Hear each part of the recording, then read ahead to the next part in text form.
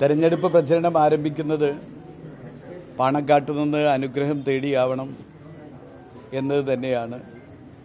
അതുകൊണ്ടാണ് അനുഗ്രഹം തേടി പാണക്കാട് എത്തിയത്.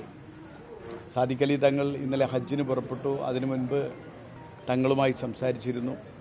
ഇവിടെ അബ്ബാസ് അലി തങ്ങളും അതുപോലെ തന്നെ മുനവർ അലി തങ്ങളും PK കുഞ്ഞാലിക്കുട്ടി സാഹിബും സലാം സാഹിബും ഒക്കെ ഉണ്ടായിരുന്നു.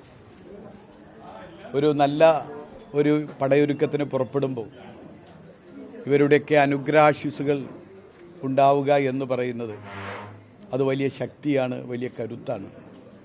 മലപ്പുറത്ത് UDFന്റെ ഒരു വലിയ വിജയം, പ്രത്യേകിച്ചും 2026 പൊതു തെരഞ്ഞെടുപ്പിന് മുൻപുള്ള ഒരു സെമി ഫൈനൽ എന്ന രൂപത്തിൽ കാണുന്ന ഈ തെരഞ്ഞെടുപ്പിന് ഒരുങ്ങുമ്പോൾ ഈ പാണക്കാട്ട് നിന്ന് ലഭിക്കുന്ന ഊർജം, ഈ ഇതാണ് ഏറ്റവും വലിയ കരുത്തായി നമ്മൾ സ്വീകരിക്കുന്നത്.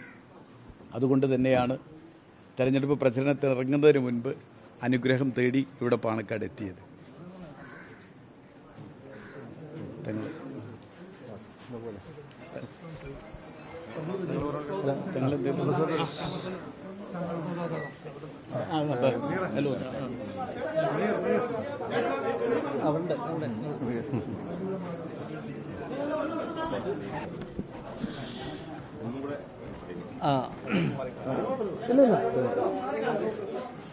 നിലമ്പൂർ നിയോജകമണ്ഡലം ഐക്യജനാധിപത്യ മുന്നണി സ്ഥാനാർത്ഥിയായി നമുക്കേർക്കും പ്രിയങ്കരനായ ആര്യാടൻ ഷൗക്കത്ത് മത്സരിക്കുകയാണ്.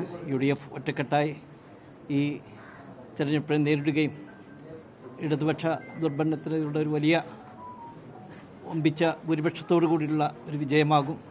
എല്ലാവരും ഒറ്റക്കെട്ടായി ഇന്നു മുതൽ അതിനുള്ള പ്രവർത്തനത്തിൽ വളരെ സജീവമായി രംഗത്തിറങ്ങുകയാണ്.